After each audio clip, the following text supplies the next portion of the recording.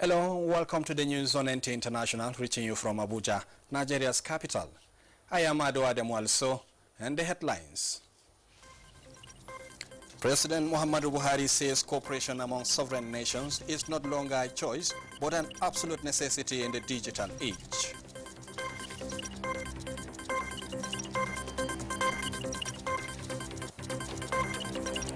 On the sideline of the World Economic Forum on Middle East and North Africa, Jordan commit to support Nigeria with hard wires in the onslaught against terrorism.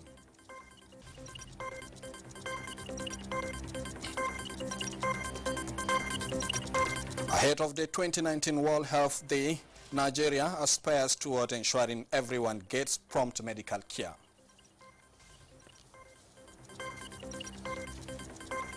And militia in western Libya battle forces under rival army commander Khalifa Haftar capture 100 soldiers and wage airstrike.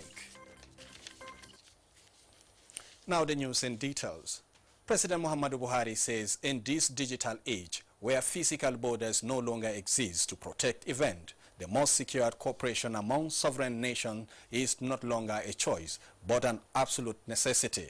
He said the only way to overcome what he calls predatory and diversionary forces is for all well-meaning nation-states to work together for greater good of humanity. The president stated this while addressing the World Economic Forum on the Middle East and North Africa on the shores of the Dead Sea in Jordan.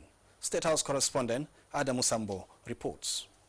The Arab world, comprising the Middle East and North Africa, is a region of two contrasting systems that feature a dynamic private sector as well as a bloated public sector, with economies that are both opened and close-controlled, thereby facing a mixed reality of wealth sitting side by side with poverty.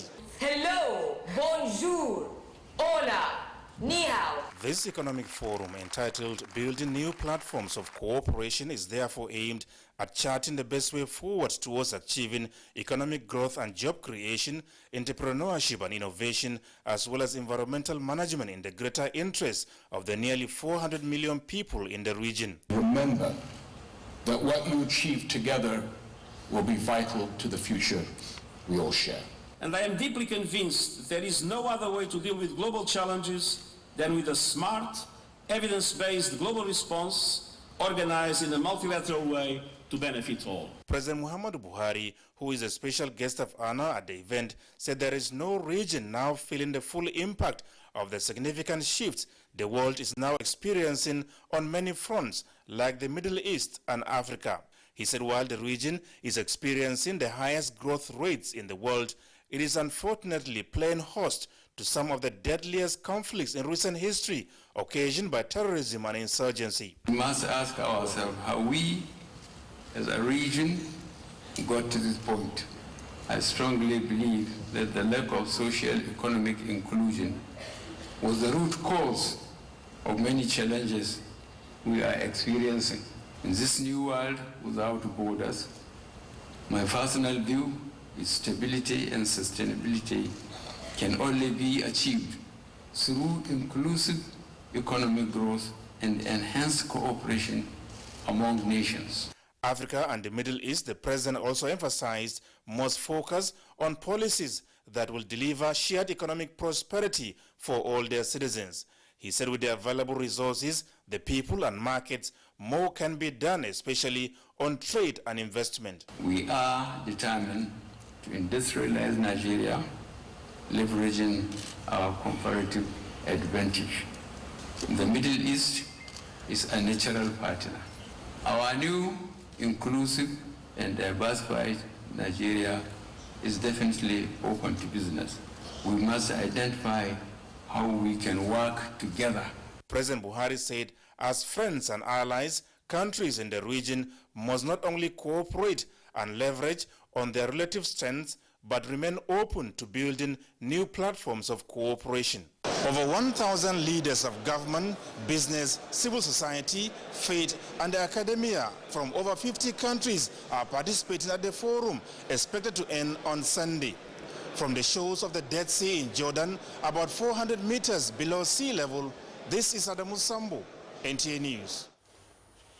Still on the World Economic Summit in Jordan, President Muhammadu Buhari has extended appreciation to King Abdullah II bin Al-Hussein of Jordan for the continuous support Nigeria received from the country to fight terrorism.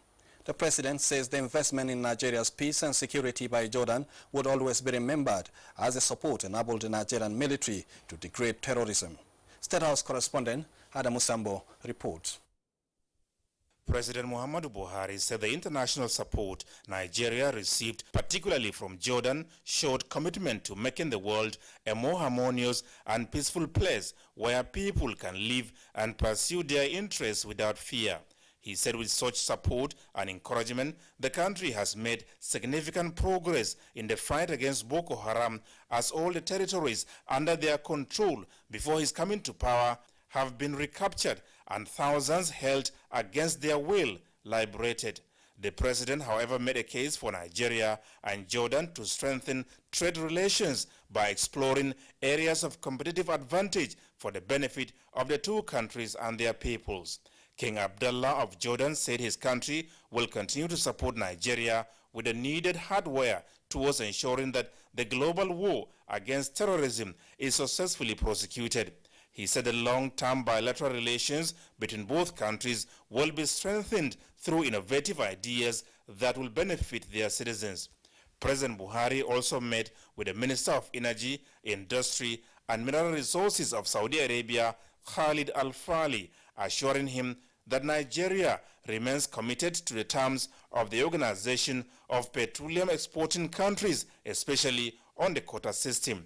The Saudi Arabian minister, who congratulated the president on his re-election for a second term in office, delivered to him a special message from the Saudi monarch, King Salman. Saudi Arabia is willing to have a very, very good cooperation with Nigeria in both infrastructure development, oil refining, and agriculture.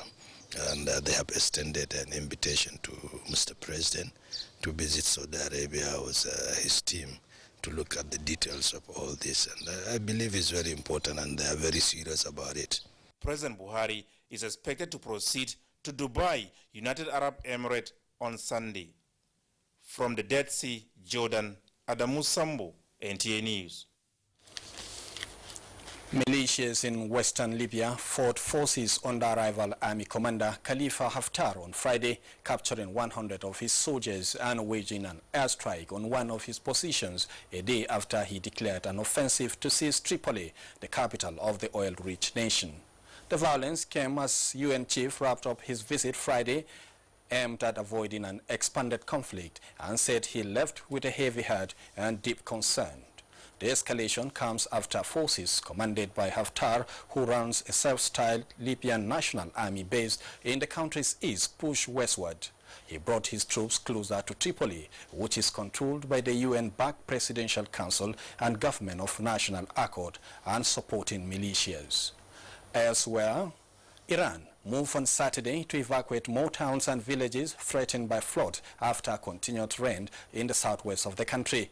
Many residents of the Swat, with a population of about 50,000 and 5 other communities in the oil-rich southwestern province of Khuzestan, were being moved to safer areas as officials to release water from major dams. State TV reported the provincial governor as saying that evacuation order has been issued.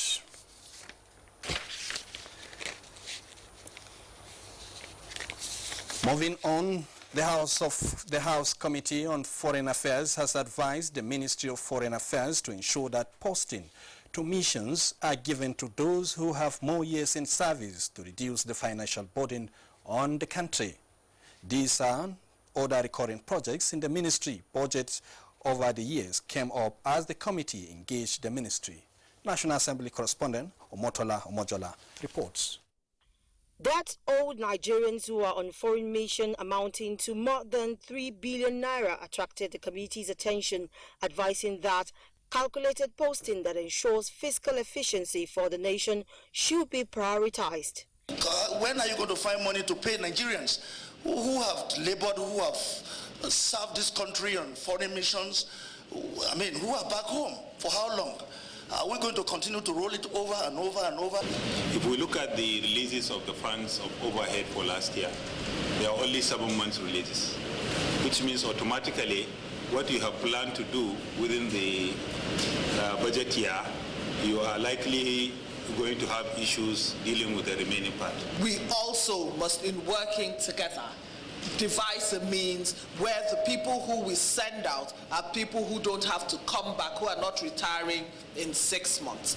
The committee showed particular interest in the power challenges of the ministry and the inefficiency of interconnectivity provision across Nigeria's foreign mission to ease communication. We do not have one mission that is on that interconnectivity thing. That contract has to be scrapped. For over 10 years, we have fed that contract. The committee also asked that the ministry look into overbloated staffing in foreign missions, among other issues. From the National Assembly, Omotola Omojola, NTA News. To health matters now. Ahead of the 2019 World Health Day in Nigeria, an awareness walk around Major Street in Abuja has been held. Organized by the World Health Organization in Nigeria, it was joined by partners of World Health Organization in the country and health correspondents. The theme for this year's celebration is universal health coverage, everyone, everywhere. It is aimed at ensuring that everyone obtained the care they need, when they need it, and right in the heart of the society. The World Health Day falls on 7th of April every year, and here in Nigeria we decided to commemorate it with a walk starting today, and the significance is that it is used every year with a different theme to promote the holistic nature of health. Basi Eta Epan reports that the day, which is celebrated every 7th of April, also marked the anniversary of World Health Organization. Nigeria has been aspiring toward ensuring that everyone gets prompt medical care at when due, in line with World Health Organization universal health coverage. To contribute its quota to this goal, the Daughters of Charity of St. Vincent de Paul Hospital reached out to the medical need of residents of Kubwa and its varons. Uche Ogochukwu was there. Data rank Nigeria among the highest out-of-pocket spending and poorest indicators in the world, as its population is not captured in the National Health Insurance Scheme, leading to an estimated 12.4% deaths per 1,000 annually. Ahead of the World Health Day, which focuses on universal health coverage, the Daughters of Charity of the St. Vincent de Paul have resolved to stand in the gap for over 3,000 residents in Kubwa, Abuja in 5 days. Seeing the poor as representing God and those who need basic health system. Our goal is at the end of the day, every citizen of the country should be able to have free medical access to free health care. Universal health is key to the attainment of the SDGs. Government and non-government institutions are advised to cooperate for the success in Nigeria. Actually, it has reserved me some money that I would have spent. Appreciate the thing they can do for us. May God bless you. There is sustained advocacy for the federal government to implement already existing health policies for a healthy population. Uche Ugochukwu, NTA News. You're watching the news on NTA International. We take a break now, and the news continues shortly.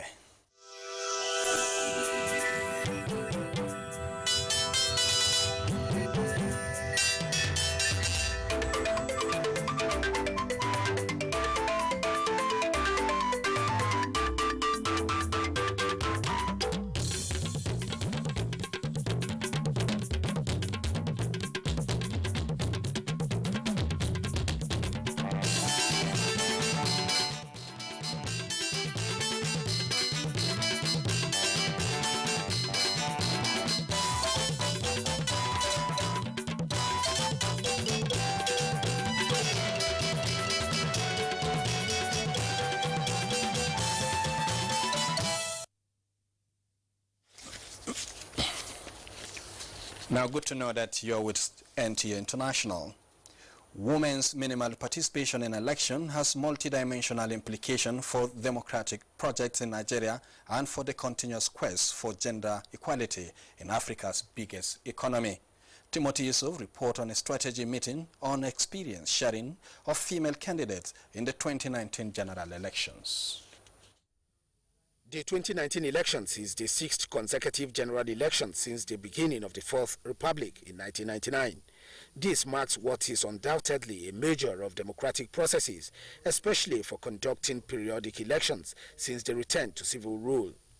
What remains deeply in doubt, however, is how inclusive this progress has been, and in particular to what extent women have benefited in the process. Political analysts believe that the 2019 general elections witnessed a sharp decline of women participation in politics, mostly in elective positions. According to the Center for Democracy and Development, statistics for now show that only 4 females occupied the position of deputy governor in the recent polls, with 7 winning election into the Senate. 11 female candidates made it to the House of Representatives, while 40 succeeded. And that is all we can take for now. We're now joining our outside broadcast for a live transmission of the Kannywood Entertainment Victory Dinner. Thank you for your time.